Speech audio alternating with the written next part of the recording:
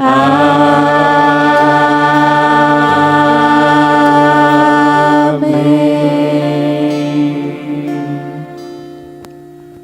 dia, meus irmãos, graça e paz.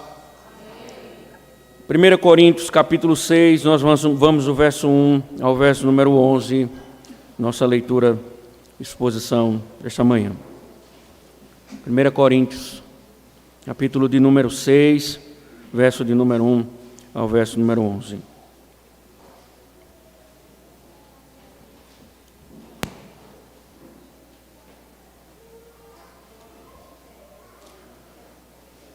Diz o seguinte a palavra do Senhor: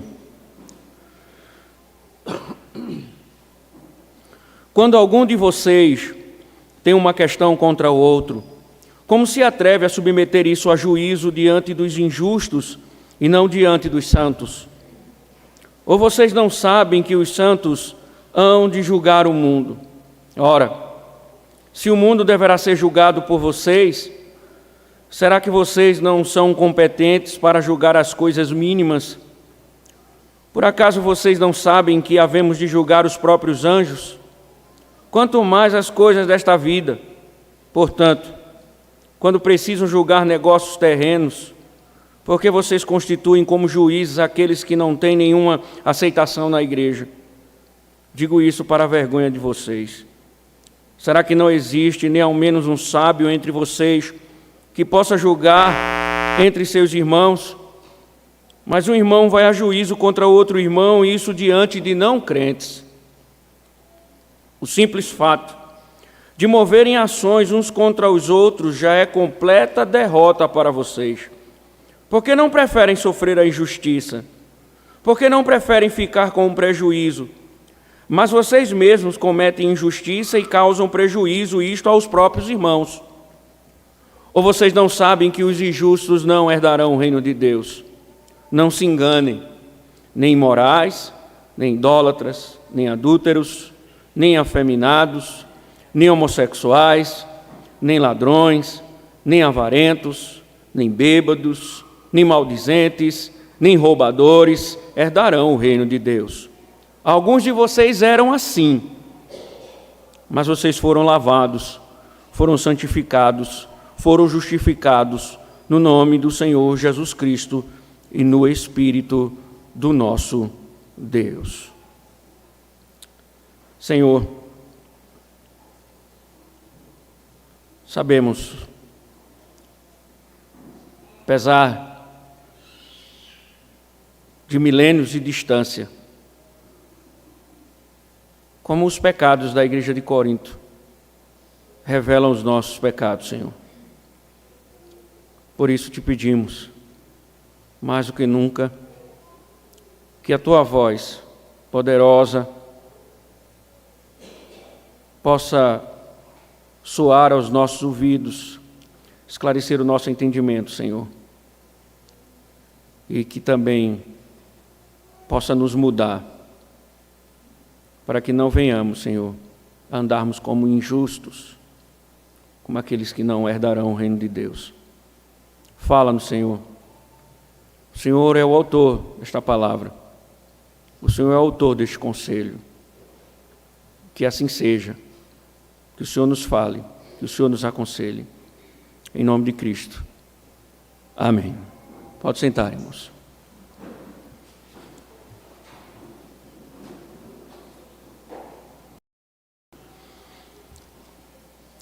Semana passada nós tivemos a oportunidade de trabalhar o capítulo 5 e nós ficamos sabendo dos problemas, né? Uma vez que o capítulo 5 ele inicia uma série de problemas pontuais que estavam acometendo a igreja de Corinto.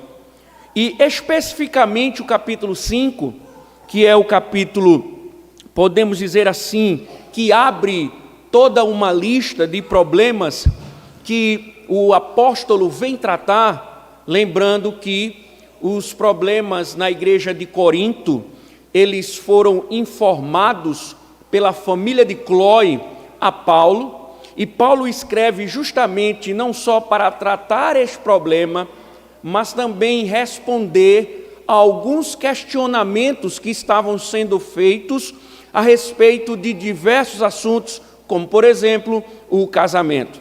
E o capítulo 5, ele teve um elemento específico, pontual, que nos dá uma introdução de todo o dilema que vai se adentrar pelos restantes dos problemas que nós iremos trabalhar. Paulo ele deixou específico no capítulo 5, quando ordenou à igreja que ela, por causa do orgulho, ela estava mantendo um indivíduo no seio da igreja com um pecado de imoralidade. Quando Paulo questiona esse posicionamento, essa postura da igreja, e automaticamente estarrecido em virtude da forma como eles estavam agindo, Paulo vai, escreve à igreja e diz, olha, expulsa-o. Porque Paulo dá as razões.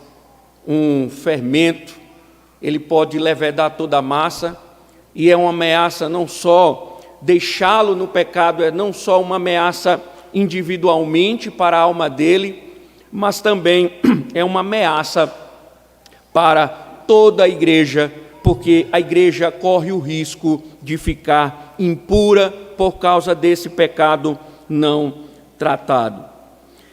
Paulo, então, ele deixa na sua nota no capítulo 5, algo que, como falamos, é pontual. Ele descreve, como nós percebemos domingo passado, ele descreve alguns padrões éticos daqueles que estão vivendo numa sociedade caída.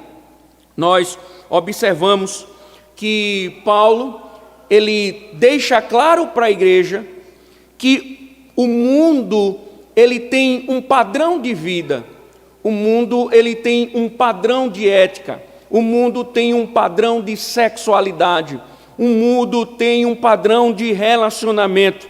E Paulo já ensaia então, dizendo à igreja, mostrando à igreja que existe uma distinção óbvia entre o povo de Deus, entre os injustos, uma vez que os padrões de ambos se chocam, pois os padrões do mundo seguem as dinâmicas do mundo, enquanto os padrões da igreja seguem os padrões divinos. E no capítulo 6, Paulo está justamente estarrecido, porque há um problema, dois irmãos não estavam se entendendo a respeito de um caso em particular, e em vez de tratarem a questão dentro da própria comunhão da igreja, em vez de buscarem o auxílio da liderança, em vez de tratarem no ambiente espiritual, eles estavam levando o caso para a justiça comum. E Paulo, nós veremos que ele não está, ele está sim, de fato, preocupado diante de mais um pecado denunciado, mas Paulo está novamente mais estarrecido, com a postura da igreja. É o fato deles levarem a causa a juízo, para ser julgada pelos ímpios. E isso é questionável. Paulo questiona. E aí Paulo novamente vai alertá-los, dizendo, olha, entendam, com uma lista moral, Paulo diz, tais pessoas não herdarão o reino de Deus. Ou seja, a exortação de Paulo é para falar à igreja que ela deveria ter uma postura totalmente contrária ao que estava sendo praticada. E Paulo vai dizer, vocês preferem preservar o nome de vocês do que preservar o nome de Cristo. Vocês estão mais preocupados em honrar a vida de vocês do que honrar o nome de Cristo. Se o nome de Cristo for para a lama, mas o seu não, é preferível que se jogue o nome de Cristo na lama do que o nome do irmão então. Paulo vai dizer, e vocês não percebem que vocês mesmos são os problemas. Vocês são a causa do problema. E o que se espera é que vocês resolvam e não levem isso para a justiça comum. Porque, óbvio, quem perde com tudo isso é o Evangelho. Quem perde com isso é Cristo, pois o seu nome é blasfemado entre os gentios por causa de disputas entre irmãos. Eu creio plenamente que é mais um texto formidável para refletirmos o que nós estamos fazendo e qual o nível de nossas disputas e como devemos tratá-las.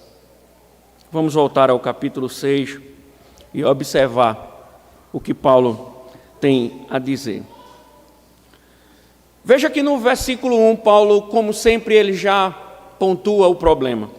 Quando alguém de vocês tem uma questão contra o outro, há um típico problema, um embate entre dois irmãos, que Paulo chama de uma questão.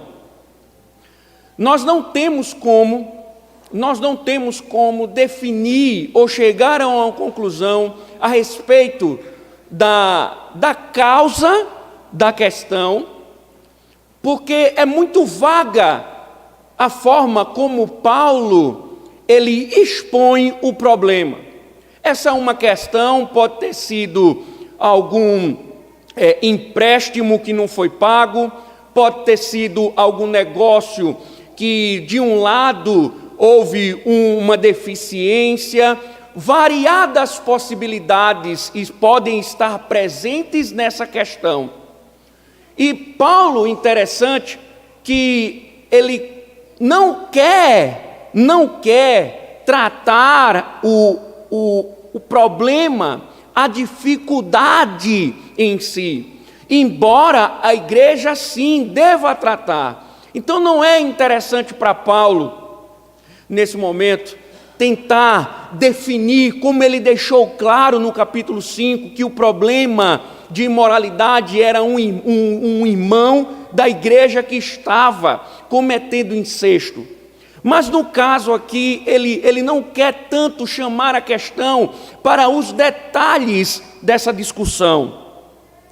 Veja que no próprio versículo, ele diz: quando alguém ou algum de vocês tem uma questão contra o outro, como se atreve a submeter isso a juízo diante dos injustos e não diante dos santos? Aqui está o estarrecimento de Paulo. O problema, é óbvio, ele deve ser tratado. O problema na igreja deve ser tratado. Paulo não está se esquivando da tratativa, uma vez que ele mesmo vai deixar claro isso no decorrer do texto. Mas o que Paulo está chamando a atenção é para um absurdo, se é que podemos dizer assim, muito maior do que o problema em si. É que os irmãos que estavam com dificuldades, estavam tendo conflitos, estavam levando a causa para ser tratada no ambiente jurídico do mundo. Irmãos, eu preciso então dizer a vocês uma coisa muito importante. Recentemente li o livro do David Balk e do Stambauer sobre o Novo Testamento e o seu movimento social. E ele nos traz uma informação, ou eles nos trazem uma informação muito importante. Tanto o Balck como o Stambauer, eles se uniram diante das suas áreas de pesquisas. Um é mestre, doutor no Novo Testamento e estuda a cultura helenista, que era um ambiente que permeava ali os escritos apostólicos da época. E do outro lado tem também aquele que estudava, ou é doutor também, e conhece a cultura romana, greco-romana, inclusive ambientes jurídicos e etc.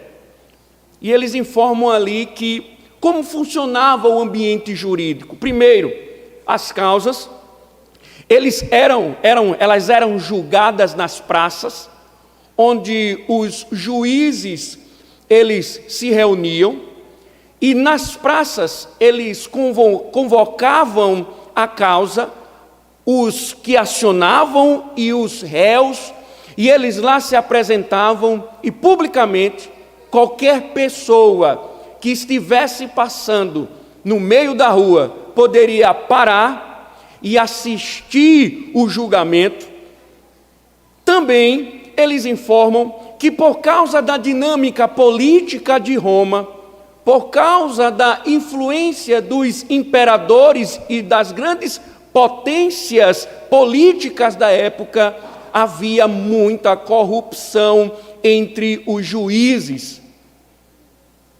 Isso não é só para Roma, né? Há um pouco do Brasil também. E aí, eles informam que muitas vezes era incomum, por exemplo, pobres ganharem causa ou causas na justiça comum, uma vez que juízes corruptos beneficiavam os ricos. Ou seja, este era um ambiente judiciário. No público, diante de juízes corruptos, julgando causas. Paulo diz: eu estou estarrecido com vocês, porque há uma questão contra o outro irmão, e vocês estão se atrevendo, ousadamente, vocês estão levando isso para ser julgado diante dos injustos. Vocês estão ousando levar isso para juízo entre os ímpios. Paulo diz: e não diante dos santos. Paulo aqui então pressupõe algo muito importante. As causas espirituais, elas são julgadas no ambiente da igreja. São os santos que julgam as coisas da igreja, não a justiça comum. Isso é muito importante, irmãos, porque, por exemplo,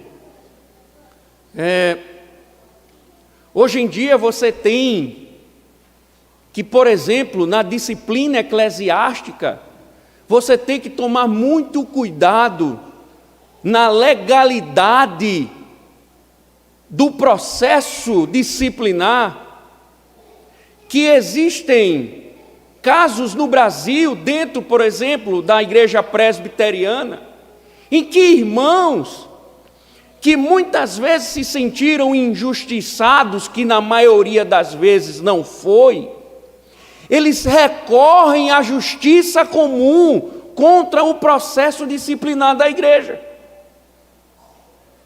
Ou seja, existe uma prática hoje que Paulo já denuncia em Corinto, que as questões da igreja estavam sendo levadas para os ímpios. E Paulo diz: não, o que se espera é que o problema seja tratado entre vocês. E aí Paulo vai dizer: por quê? Porque se espera. Por que se espera isso? Veja no verso 2 que Paulo diz: ou vocês não sabem que os santos hão de julgar o mundo. Se você for lá em Mateus, capítulo 19, por exemplo, de onde Paulo tirou isso? Se for lá em Mateus, capítulo 19, especificamente no verso 28, veja que o Senhor Jesus Cristo diz o seguinte: Jesus lhe respondeu: em verdade lhes digo que, na regeneração, quando o Filho do Homem se assentar no trono da sua glória, vocês que me seguiram também se assentarão em 12 tronos para julgar as 12 tribos de Israel. Se você for para Apocalipse, capítulo 20, se você ver lá o verso de número 4, dê uma olhadinha rápido.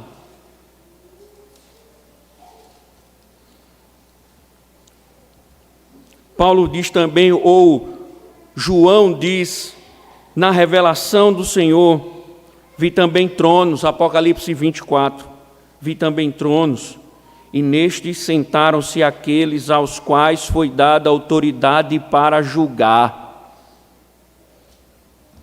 Paulo simplesmente endossa aqui o que a Escritura revela. Ou vocês não sabem que os santos hão de julgar o mundo? Ou vocês não sabem que o Senhor levantará o seu povo para julgar este mundo, julgar esse sistema, julgar essa ética mundana, julgar a perversidade do mundo? Aí Paulo, outro questionamento levanta. Veja, ora, se o mundo deverá ser julgado por vocês, será que vocês não são competentes para julgar as coisas mínimas? O que Paulo está dizendo aqui? Repare, irmãos, Paulo está colocando algo muito importante. A igreja, os santos, a igreja, ela irá julgar as coisas mais complexas. A igreja irá julgar o mundo com sua corrupção, com sua malícia, com a complexidade de uma moral distorcida. Os santos irão tratar coisas excepcionais. Mas como é que eles irão tratar essas questões? Mas as questões mínimas, eles não conseguem resolver. Como é que a igreja, ela vai julgar esse mundo, mas ela não tem competência para julgar aquilo que ele chama de questões mínimas? Ou seja, Paulo já está pontuando aqui dizendo, isso já era para ter sido resolvido. Isso já era para ter sido resolvido, que diante do que vocês irão julgar, essa é uma questão mínima, pequena, que já era para ter sido resolvida. Mas veja que ele avança no seu argumento e mais uma vez dá uma outra razão. Verso 3: por acaso vocês não sabem que havemos de julgar os próprios anjos? Veja a dimensão e a responsabilidade jurídica da igreja no juízo divino. Ela não só estará lá para julgar o mundo com toda a sua complexidade, mas também estará lá para julgar o mundo angelical. Os anjos rebeldes, Satanás, todas as hostes malignas, diz Paulo, a igreja estará posta também para julgá-los. Aí Paulo diz, quanto mais as coisas desta vida.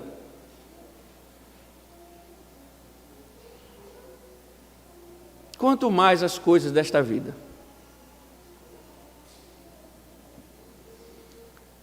Paulo aqui então já não deixa nenhuma dúvida quanto que se esperava da igreja. O caminho não seria a justiça, uma vez que a igreja julgará o mundo e os anjos. O caminho seria a igreja ter resolvido o problema. Paulo então continua: portanto, quando precisam julgar negócios terrenos, por que vocês constituem como juízes aqueles que não têm nenhuma aceitação na igreja? Paulo está dizendo, como é que vocês... Vejam, entendem, irmãos, o ponto de Paulo. Nós estamos falando do mundo. O mundo é adversário da igreja. O mundo não ama a igreja. O mundo odeia a igreja. O mundo odeia o evangelho. O mundo odeia o Senhor do evangelho. Mas veja, quando se trata das questões terrenas, das questões mínimas, nós estamos levando para homens que blasfemam contra Deus julgar as coisas de Deus. Nós estamos colocando diante de homens blasfemos que rejeitam o evangelho o julgamento das coisas espirituais. É como se Paulo estivesse perguntando: como pode ser isso? Como pode ser isso? Como é que nós delegamos autoridade a homens que são contrários à fé julgarem a fé? Olha o que Paulo diz no verso 5: digo isso para a vergonha de vocês. Paulo diz, isso é uma vergonha. Isso é uma vergonha.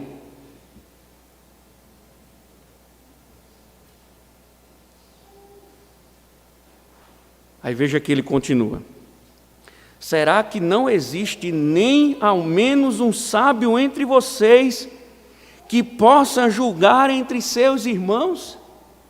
É interessante, irmãos, essa pergunta aqui. Muito interessante. Porque quando Paulo fala de uma sabedoria aqui, Paulo está falando de a sabedoria do próprio evangelho. Coisa que ele falou desde o início do capítulo 2, quando ele faz um contraste entre a sabedoria do mundo e a sabedoria de Cristo, a sabedoria que é Cristo, a sabedoria de Deus, que é o poder de Deus. E Paulo diz, olha, vocês irão julgar o mundo e os anjos, e vocês estão levando questões espirituais para aqueles que blasfemam contra o evangelho, para que eles julguem. Agora me respondam, será que não tem um sábio entre vocês? Será que não tem ninguém que conheça o evangelho, que entenda o evangelho e que aplique esse evangelho, que possa tratar as questões entre vocês? Será que não existe um homem sábio? Será que não existe um homem que conheça a lei de Deus, que possa interferir nessa situação e julgar as questões? Irmãos, creio plenamente que isso é uma pontada na liderança da igreja. Isso é uma alfinetada na liderança da igreja. Porque o que Paulo está querendo dizer é que se esperava que algum homem sábio, conhecedor das Escrituras, orientado pela sabedoria de Deus, fosse consultado para resolver aquela questão. Mas Paulo diz: não, vocês estão levando para os ímpios. Vocês estão levando para os ímpios. Veja aí do verso 6. Mas um irmão vai a juízo contra outro irmão, e isso diante de não crentes. Veja, irmãos, a argumentação de Paulo. Vocês estão levando questões da igreja, questões espirituais, para os ímpios, enquanto vocês julgarão o mundo, julgarão os anjos, têm a sabedoria divina, mas ainda assim vocês estão levando as causas da igreja para a justiça, para o mundo julgar.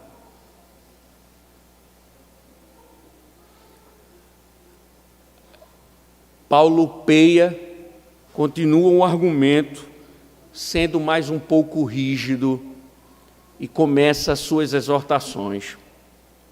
O simples fato de moverem ações uns contra os outros já é completa derrota para vocês.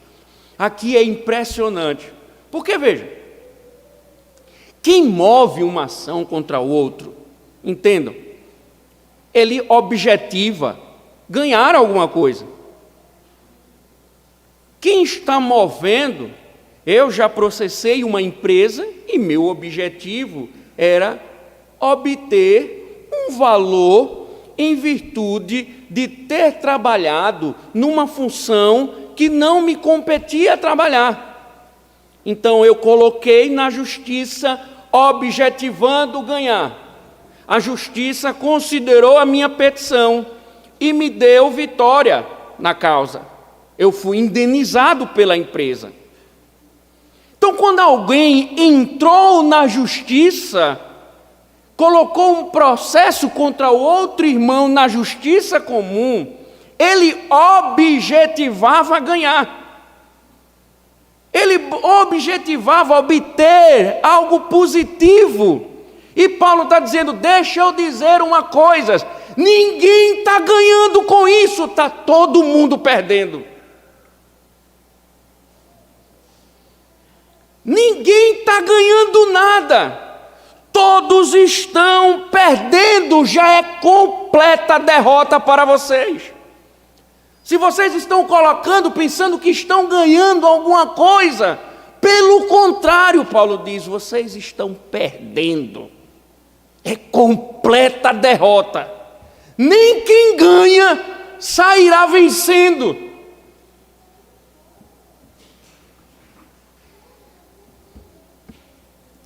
E aí, Paulo faz uma pergunta interessante, que mexe com o nosso orgulho. Veja que ele continua dizendo: por que não preferem sofrer a injustiça? Por que não preferem sofrer a injustiça?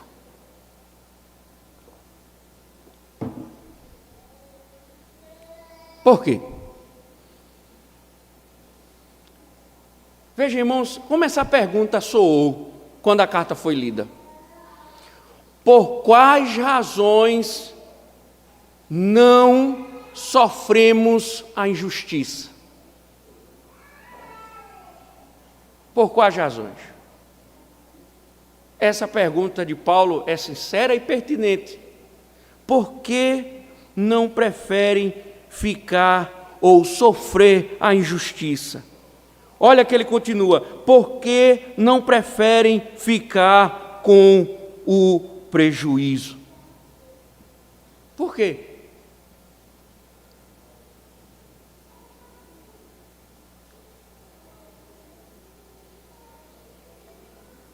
Por quê? Porque se perdeu de vista as questões espirituais.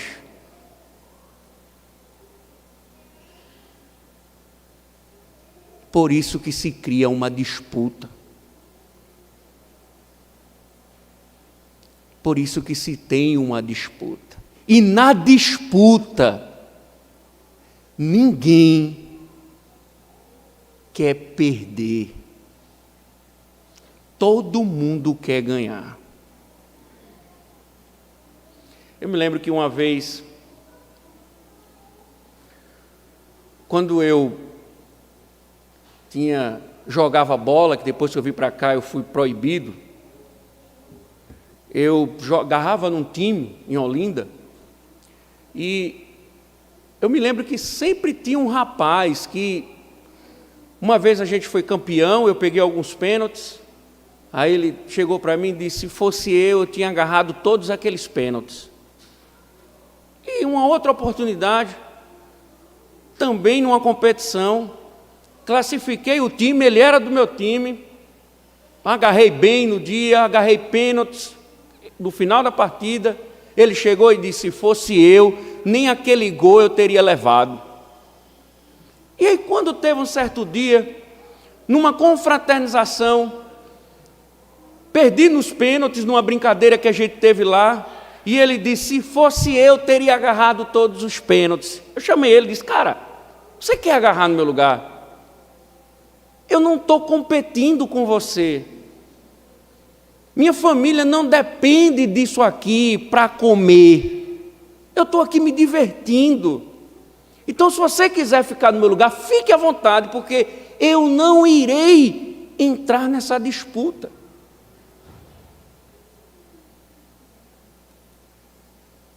E aí, irmãos, veja, é mais ou menos isso que Paulo está querendo dizer. Há uma competição no meio do povo de Deus. Por isso que ninguém quer abrir mão de nada.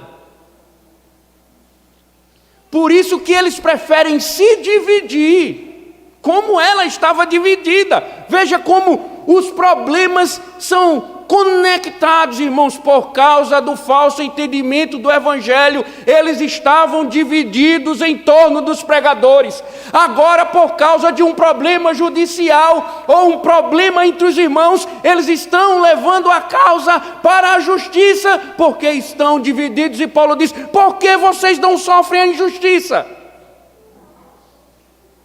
Porque ninguém fica com prejuízo. Porque numa competição ninguém quer perder, todo mundo quer ganhar. E Paulo já disse, e ninguém está ganhando nada, está todo mundo perdendo.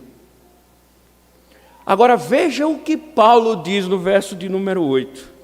Mas vocês mesmos cometem injustiça e causam prejuízo, e isto aos próprios irmãos. Percebe, irmãos, um ponto aqui importante que Paulo está dizendo. Paulo está dizendo, olha, sabe qual é o problema disso tudo? O problema é vocês.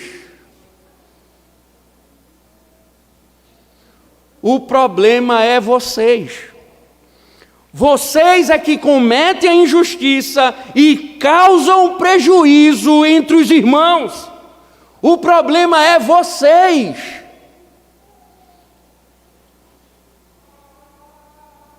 O problema é vocês.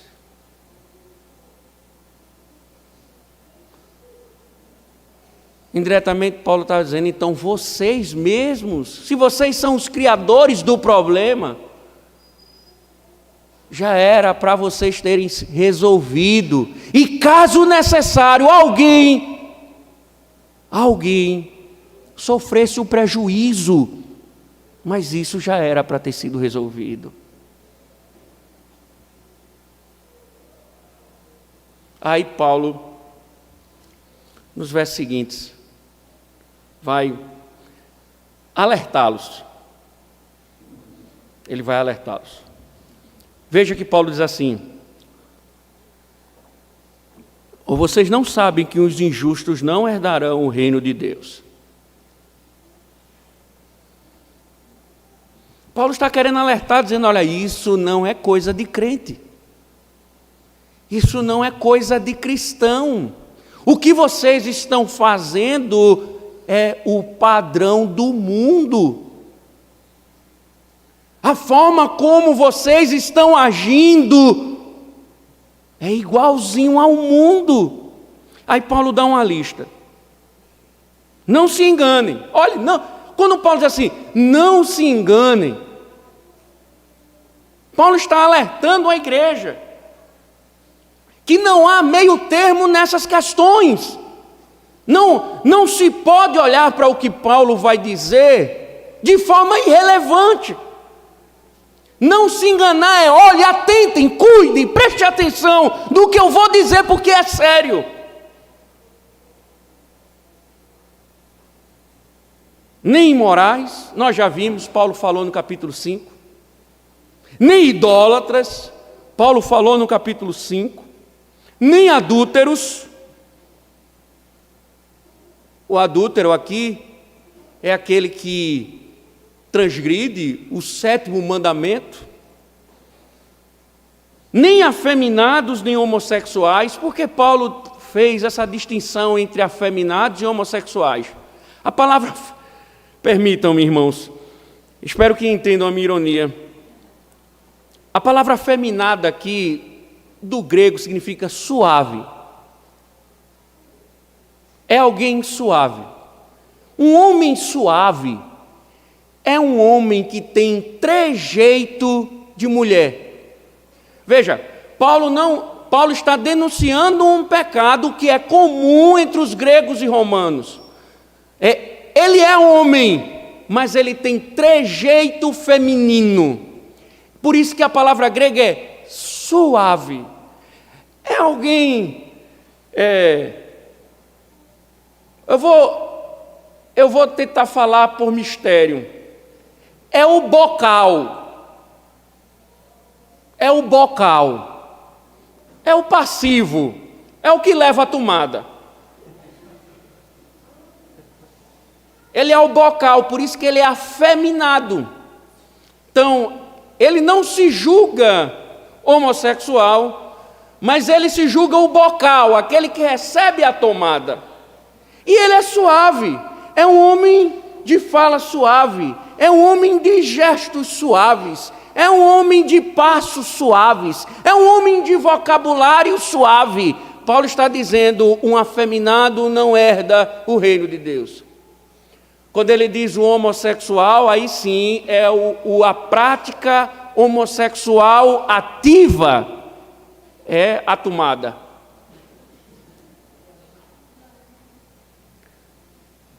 Desculpem, não cortem, para que eu não receba um processo.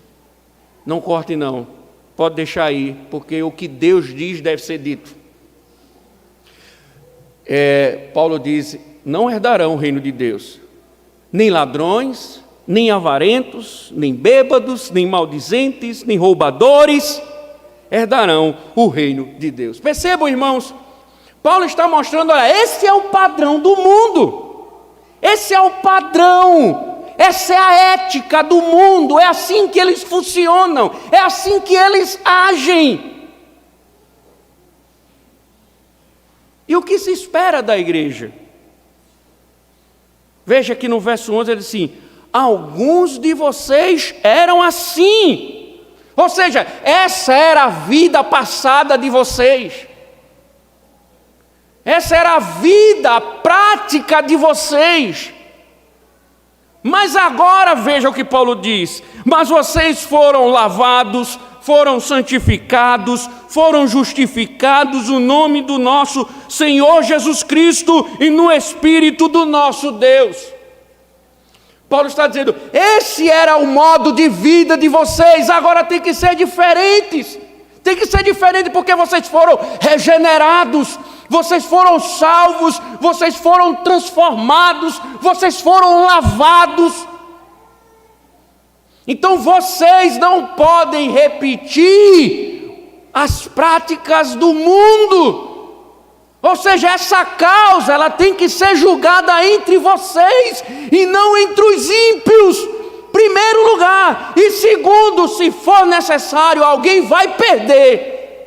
porque é assim que se vive a fé cristã. Um crente sofre o prejuízo, um crente sofre a injustiça. O mundo é que compete, por isso vai a justiça.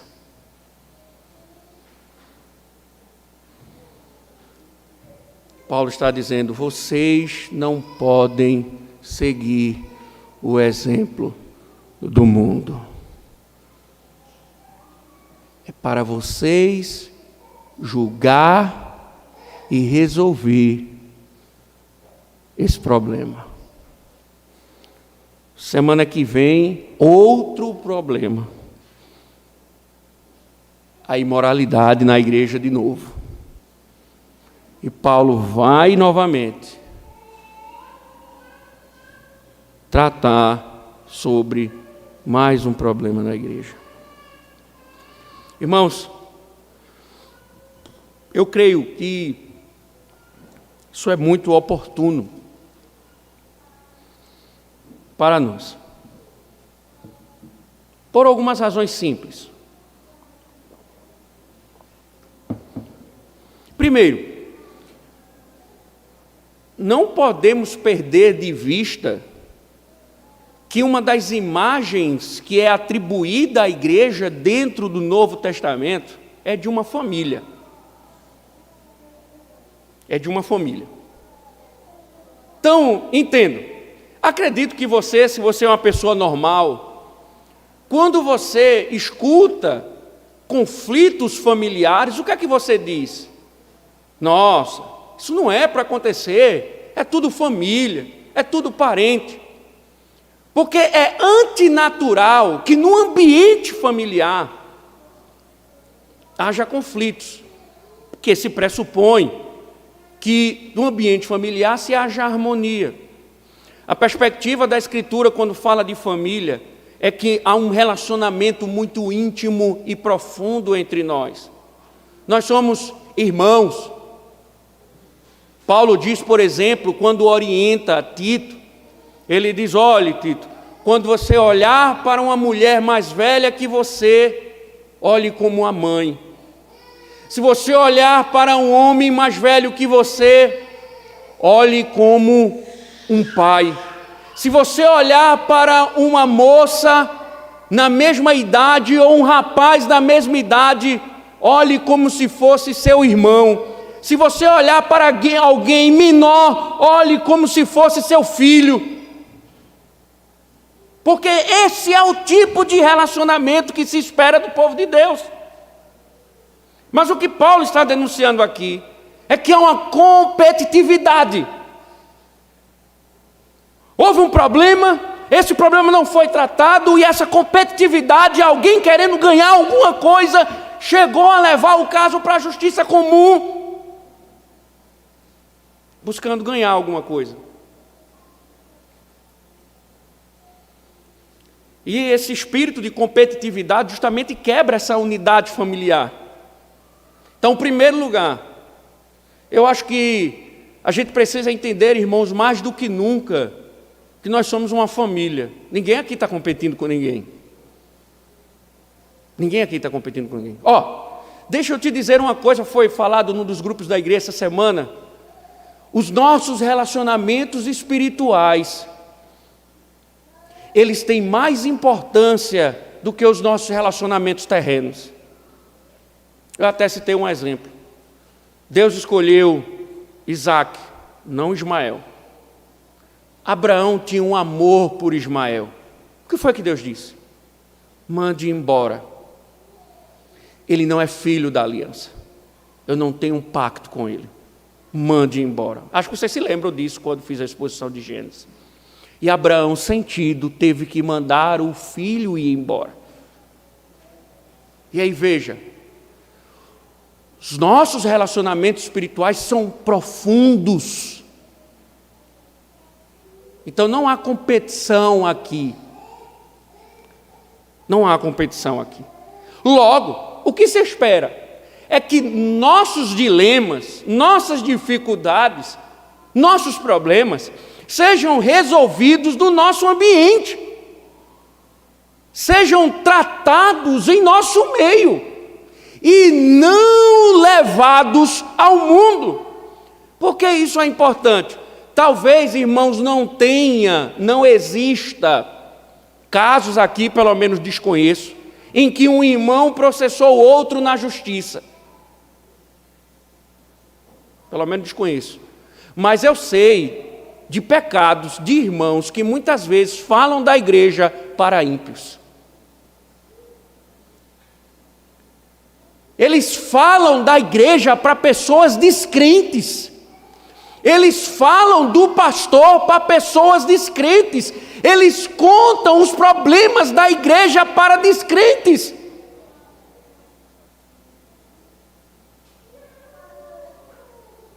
Paulo está dizendo, isso não faz sentido. Isso não faz sentido. Como é que a igreja está levando os seus problemas para os ímpios julgarem? Como é que a igreja ou irmãos da igreja estão levando as causas da igreja para os ímpios?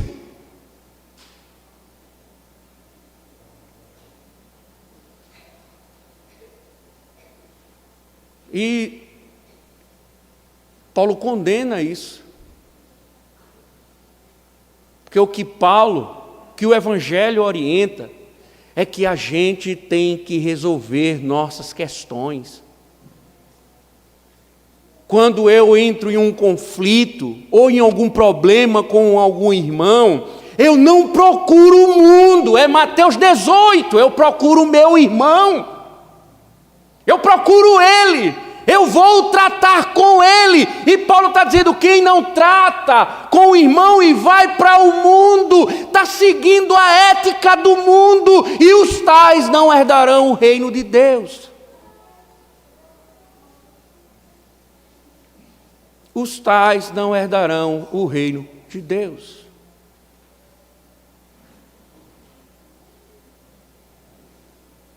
Mas é impressionante, irmãos. Mas é impressionante. Porque de vez em quando me deparo com essas situações. Como o ímpio já chegou a dizer, conhece fulano de tal? Conheço. Ele falou tão mal do Senhor para mim. Tão mal. Um ímpio, ouvindo as questões da igreja, julgando a igreja. Paulo diz, isso é coisa de ímpio, isso é coisa de quem não herda o reino de Deus. Porque Paulo usou um princípio aqui muito importante, que é o que se espera, que nas dificuldades alguém saia perdendo, que sofra a injustiça, que sofra o dano. Por que Paulo está dizendo isso? Porque, irmãos, como falamos, o que está em vista é o Evangelho, é Cristo e não eu. Sabe qual é o problema, irmãos? É que tem gente que não quer ter o nome sujo. É que tem gente que não quer ter o nome envolvido em alguma dificuldade. Tem gente que quer preservar o nome. Tem alguém que gosta de preservar o nome, às vezes é famoso, radialista, ou de outra profissão, e é muito famoso, ele quer preservar o nome. E se o nome de Cristo tiver que ser blasfemado e o nome dele preservado, que assim seja. Se o reino de Deus tiver que perder para ele ganhar, que perca. Ele prefere o nome de Cristo sujo entre os ímpios. Ele prefere o evangelho blasfemado entre os ímpios do que o nome dele sendo blasfemado.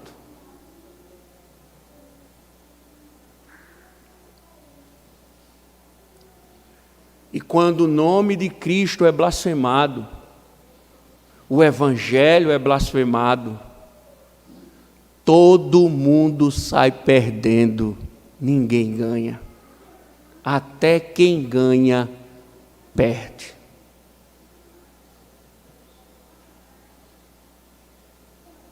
Esse é o problema. Preferimos que o evangelho sofra o dano. Preferimos que Cristo sofra o dano, mas não sofremos o dano. Por isso que, se possível, vai até a justiça comum.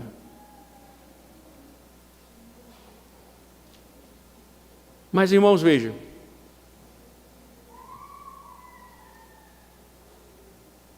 Não foi isso que Cristo fez.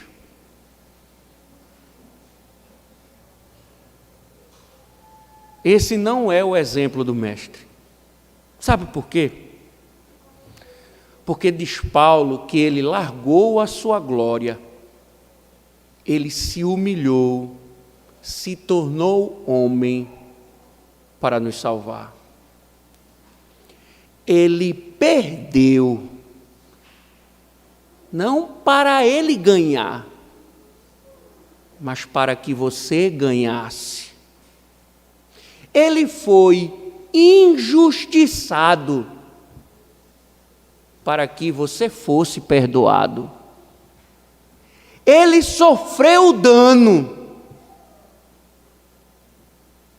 para que em você o dano eterno não fosse aplicado.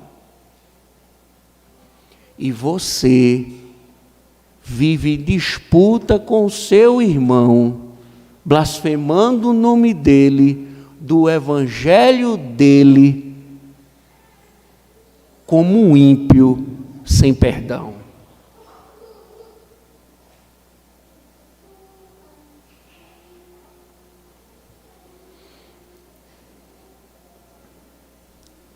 Isso não é coisa de gente regenerada.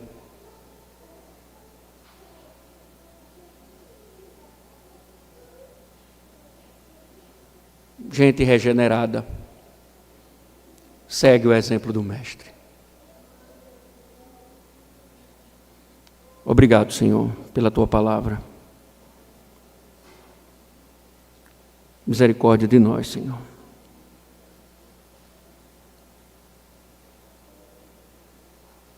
Em nome de Cristo. Nos perdoa. E nos ajuda, ó Deus, como Teu povo, a vivermos o Evangelho. Amém. Louvemos ao Senhor em resposta